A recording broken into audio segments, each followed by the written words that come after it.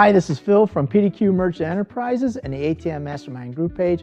And today we're talking about getting into the ATM business. So many times during the course of the day, I might look on YouTube, I might see other people talking about how wonderful the ATM business is and how much money you can make on it. And they're driving Bugattis and they show mansions and speedboats and all this, and they're flashing thousands and thousands of dollars. And they're making the ATM business seem like it's just, you're blowing up. And it can be that way, but it's going to take a lot of effort and some time to do that. So today what I want to talk about is how do you do that? So when I think about the ATM business, I remember when I was a kid, there was a song, Oh Mickey by Tony Basil. Now some people won't even know who Tony Basil is, and some people just remember the name. And a lot of times on YouTube, you see people talking about the ATM business more like a one-hit wonder, where you're blowing up, people are playing your song, people are watching your video, and that's not necessarily the case. But the ATM business is more like the Rolling Stones, where you're gonna have hit after hit after hit for generations, and that is more like how the ATM business is, not just this one-hit wonder.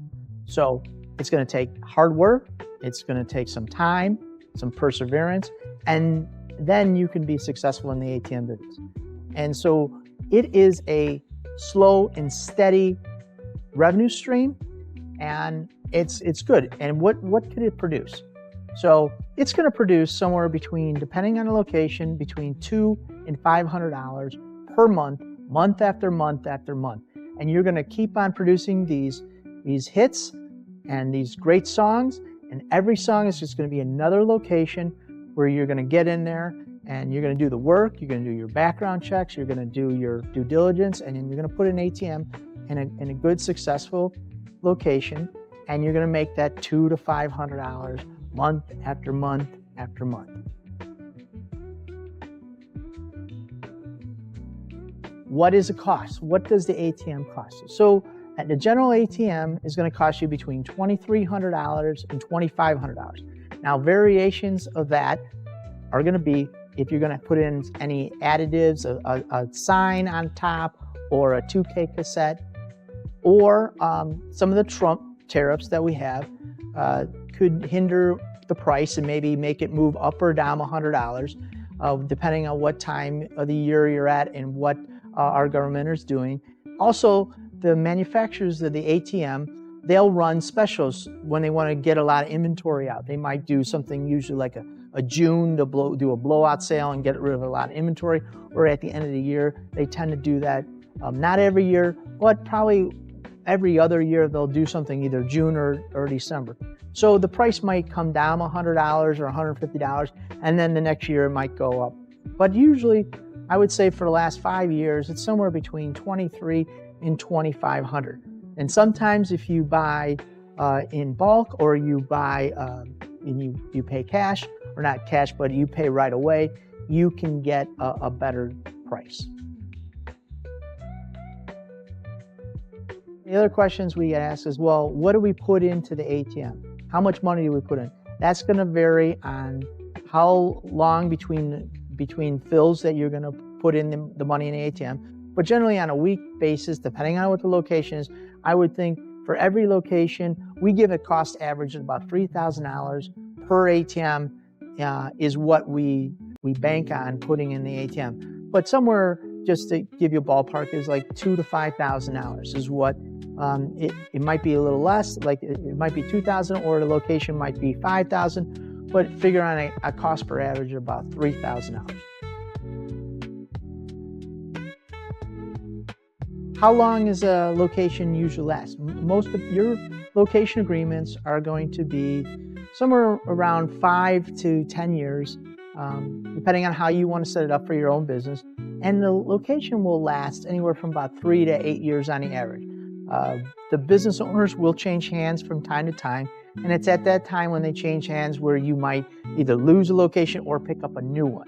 But generally, I would say 3 to 8 years is the average when we look at all our business that we've been doing with for the past 20 years. We'll see that it's about 3 to 8 years that most businesses stay in business and that we retain the location.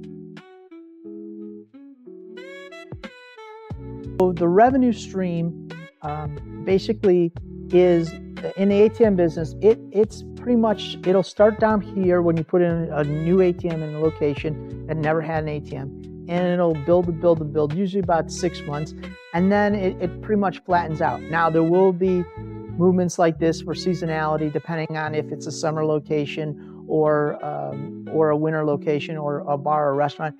So it has little seasonalities to it, but for the most part, it's a pretty constant number. And you could figure somewhere between between 1 and 200 transactions for normal locations, and then maybe if you have an average of, let's say, 200, maybe in peak season it might go up to 250 or 3, but in the slow time you might get down to 150. So, and what are some of those changes? It depends on what you have. If you have a gas station, you might have a Powerball situation where Powerball started at $100 million and it's going to 200, 300, 400, $500 million. Then people are coming into that gas station a lot to buy lottery tickets, and a lot of times you'll see the ATM spike and do a lot of transactions because people are chasing that big Powerball jackpot, and they might take where they used to just come in, take out $40 and buy their gas and maybe get some food, a container of milk or some product. Then they're like, oh, I'm gonna buy some lottery tickets. So they might take out $200, spend $100 on a lottery, and then buy their gas and get some groceries. So we see a lot of times when we have a big run on the Powerball, we'll see a spike in the ATM for that 2 or 3 weeks during if nobody wins. And actually, it's kind of exciting because you're like, I hope nobody wins this week. So we'll continue to see that spike at our convenience store or at the gas stations in that particular state or that area. And then the other situation is maybe on summer, if you have summer locations or let's say golf courses or resorts, you'll also see that uptick. And we have a customer and they have a bunch of golf courses, and then when golf season is done, usually we're up north, so at the end of, let's say, October, first couple weeks in November, they'll remove those ATMs, and they have some ski resorts. And so what they'll do is they'll put the ATMs in the ski resorts.